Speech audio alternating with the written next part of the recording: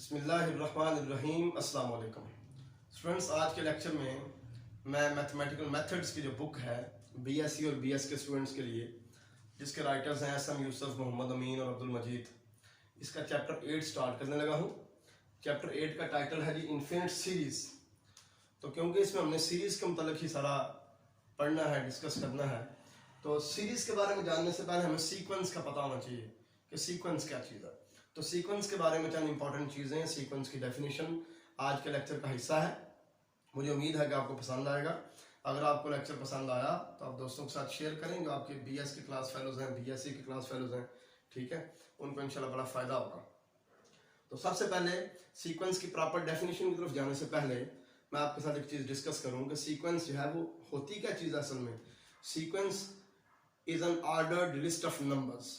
Sequence basically numbers की एक तरतीब शुदा लिस्ट होती है। एक ख़ास मैनर से हम तरतीब लगा लें नंबर्स को और उनके दरमियान कॉमर्स लगा दें, कॉमर्स से उनको सेपरेट कर लें, तो ये एक सीक्वेंस कहलाती है, ठीक है। फॉर एग्जांपल सपोज करें मैं लिखता हूँ 2, 7, 12 एंड सो ऑन। ये जो सीक्वेंस मैं बना रहा हूँ, ये सीक्वेंस इस तरह बन रही है कि पहला एलिमेंट 2 है, उसमें 5 ऐड किया, 7 आ गया, फिर 5 ऐड किया, 12 आ गया एंड सो ऑन। ये खास पैटर्न से हम लिस्ट बना रहे हैं नंबर्स की, ठीक है। तो ये एक सीक्वेंस कहलाएगी, समझ आ गई। इसी तरह अगर हम लिखें 4 + 4, 11, 19 एंड सो ऑन, तो ये भी सीक्वेंस है, खास पैटर्न में बन रही है, ठीक है। ये भी ऑर्डर्ड लिस्ट ऑफ नंबर्स है, ये भी खास तरतीब से लिस्ट बनी है। क्यों? क्योंकि इसमें हमने ये डिसाइड किया कि ये सीक्वेंस हमने इस तरह बनानी है कि पहला एलिमेंट अगर 4 है तो 4 में 7 ऐड करें, 11 है, 11 में 8 ऐड करें, 19 है। हर नेक्स्ट टर्म निकालने के लिए प्रीवियस से एक ज़्यादा ऐड करना है, ठीक है।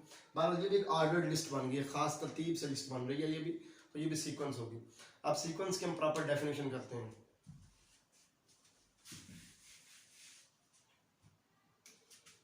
Sequence let x be a non-empty set, be a non-empty set। फर्ज करें x एक non-empty set है, then a function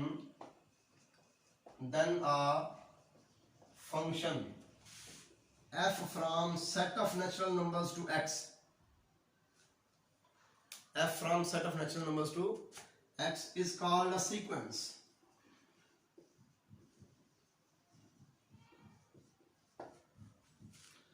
इसलिए कई लोग जिस तरह डिफाइन करते हैं, इसलिए जो ना सीक्वेंस को इस तरह डिफाइन करते हैं कि a function whose domain is set of natural numbers, जिसकी डोमेन क्या है, सेट ऑफ नेचुरल नंबर्स है। ये जो रेंज है ये subset of set of real numbers भी हो सकती है, subset of set of complex numbers भी हो सकती है, लेकिन हम यहाँ पे जो ना वो डिस्कस करेंगे इस चैप्टर में। फिलहाल अभी हम जो डिस्कस कर रहे हैं वो करेंगे जी सेट ऑफ रियल नंबर्स। जो रेंज है वो सेट ऑफ रियल नंबर्स में से हो, ठीक है। तो इसमें आप ज़हन में रखें बात, अगर इस फंक्शन की domain set of real numbers में से हो, sorry range set of real numbers में से हो, तो हम कहते हैं कि ये फंक्शन जो है ना ये एक ऐसी सीक्वेंस है जो कि रियल सीक्वेंस है, ठीक है। और अगर range set of complex numbers में से हो तो हम कहते हैं कि ये सीक्वेंस जो है ये कॉम्प्लेक्स सीक्वेंस है, ठीक हो गया। हम यहाँ पे रियल सीक्वेंस को ही डिस्कस करेंगे। तो एक और चीज़ में रखें, जो सीक्वेंस है वो फाइनाइट या इन्फिनिट कब होगी?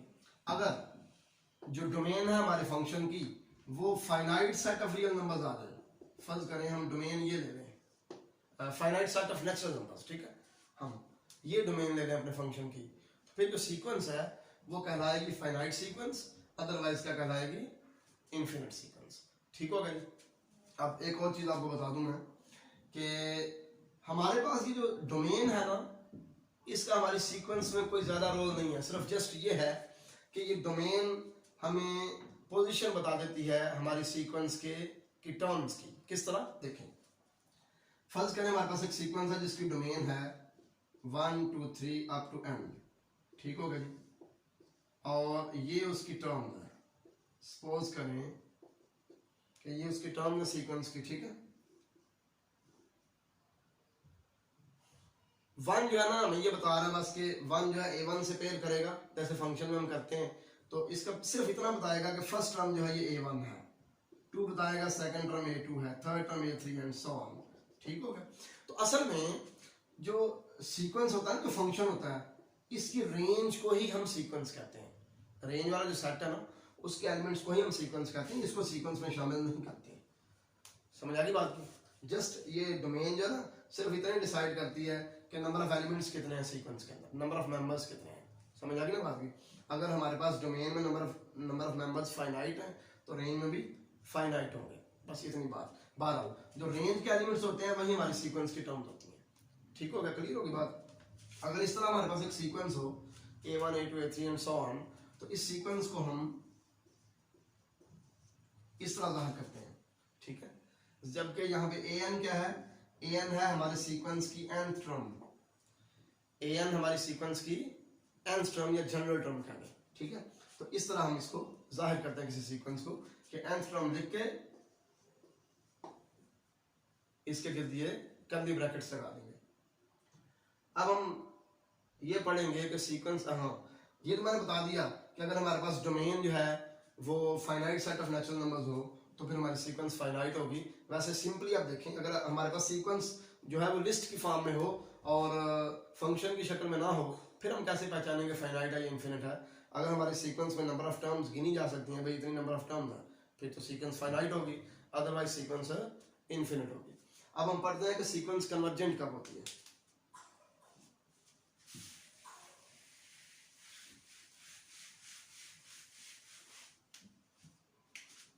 Convergent sequence.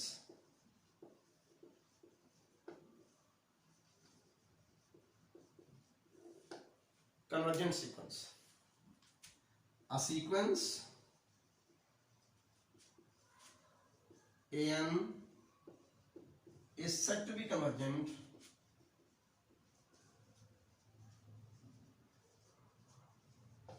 a sequence an is said to be convergent if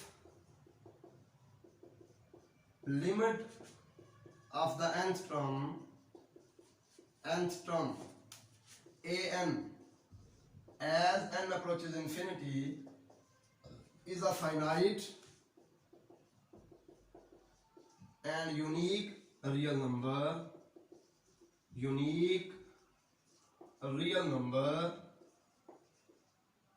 suppose उसका नाम L रख लें। ठीक हो गया? तो इस सारे फिक्रे का मतलब क्या है? ये सारा जो मैंने सेंटेंस लिखा है इसका मतलब क्या है कि अगर an की लिमिट जब n अप्रोच करे इंफिनिटी को, एक फाइनाइट और यूनिक नंबर L हो, यूनिक मतलब लिमिट यूनिक हो, लिमिट का आंसर एक से ज्यादा दफा ना है।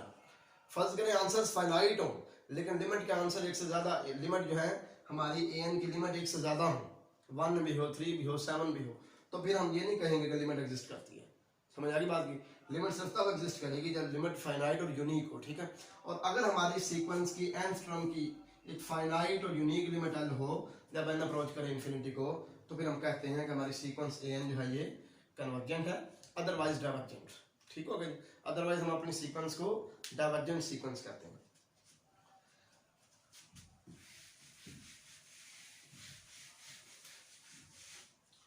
अब नेक्स्ट हम पढ़ते हैं जी बाउंडेड सीक्वेंस क्या है।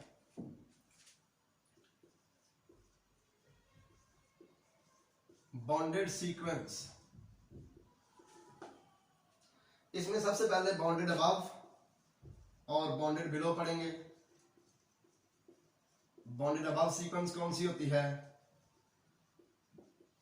और बाउंडेड बिलो कौन सी है? बाउंडेड बिलो, बाउंडेड अबव वो सीक्वेंस होती है, एक सीक्वेंस an जो है इसको हम कहेंगे कि ये बाउंडेड अबव है अगर an जो है वो less or equal to k, ये हमें कोई फिक्स रियल नंबर k मिल जाए कि an की वैल्यू हमेशा k के बराबर या k से छोटी रहे फॉर ऑल n, फिर हम कहेंगे हमारी सीक्वेंस जो है ये बाउंडेड अबव है। ठीक है? और हम सीक्वेंस an को कहेंगे कि ये बाउंडेड बिलो है अगर an की वैल्यू हमेशा ग्रेटर और इक्वल टू, सपोज करें m नाम रख लें फॉर ऑल n, कि हमें एक फिक्स रियल नंबर मिल जाए m के सीक्वेंस की हर टर्म की वैल्यू m के बराबर या m से बड़ी हो। ठीक होगा? फिर हम कहेंगे कि सीक्वेंस जो है ये बाउंडेड बिलो है। बाउंडेड सीक्वेंस किसको कहेंगे? जब सीक्वेंस बाउंडेड अबव भी होगी, बाउंडेड बिलो भी होगी, तो हम कहेंगे हमारी सीक्वेंस जो है क्या है, बाउंडेड सीक्वेंस है। ठीक हो गई।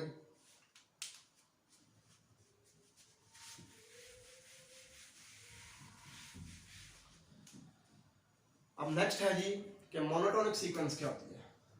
Monotonic sequence,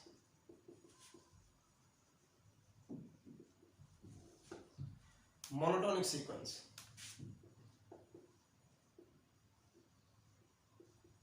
a sequence an is said to be monotonic monotonic if number 1 an plus 1 is greater or equal to an for all n, अगर हर अगली टर्म पिछली टर्म से बड़ी हो या बराबर हो तो इस सूरत में भी हम कहेंगे कि ये मोनोटोनिक सीक्वेंस है। ठीक है। उसके बाद an प्लस 1 इज लेस और इक्वल टू an अगर हो फॉर ऑल n, यानी हर अगली टर्म पिछली टर्म से छोटी या बराबर हो तो इस सूरत में भी हम मोनोटोनिक कहेंगे। ठीक हो गया। Number 3 an plus 1 greater than an हो फॉर ऑल n, कि अगर नेक्स्ट टर्म प्रीवियस टर्म से बड़ी हो फिर भी हम कहेंगे कि ये मोनोटोनिक सीक्वेंस है। और अगर नेक्स्ट टर्म प्रीवियस टर्म से छोटी हो, an प्लस 1 जो है ये an से छोटा हो, फिर भी हम कहेंगे मोनोटोनिक सीक्वेंस। ठीक हो गया। ये चारों केसेस में कोई भी केस एग्जिस्ट करे तो हम सीक्वेंस को कहेंगे ये मोनोटोनिक सीक्वेंस है। वैसे स्पेशली इन चारों केसेस के नाम हैं वो मैं आपको बता देता हूँ।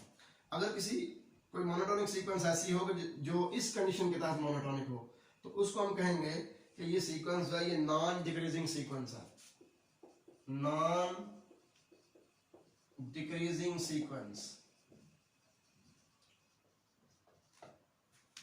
ठीक हो गया। और अगर इसकी बजाय ये कंडीशन हो, इस वजह से मोनोटोनिक हो, तो फिर हमारी सीक्वेंस जो है ये नॉन इंक्रीजिंग सीक्वेंस होगी, नॉन इंक्रीजिंग सीक्वेंस।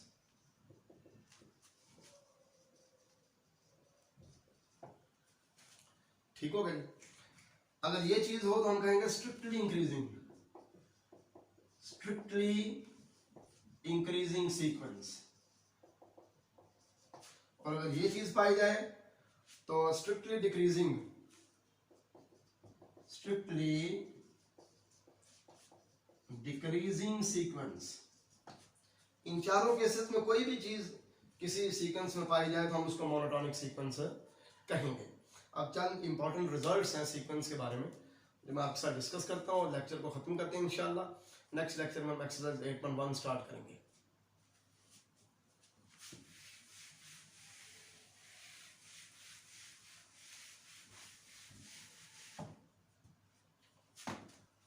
सबसे पहले आप ये बात ध्यान में रखें, a convergent sequence is always bonded. Sequence is always bonded। Convergent sequence हमेशा बॉन्डेड होगी, but converse may or may not be true। Converse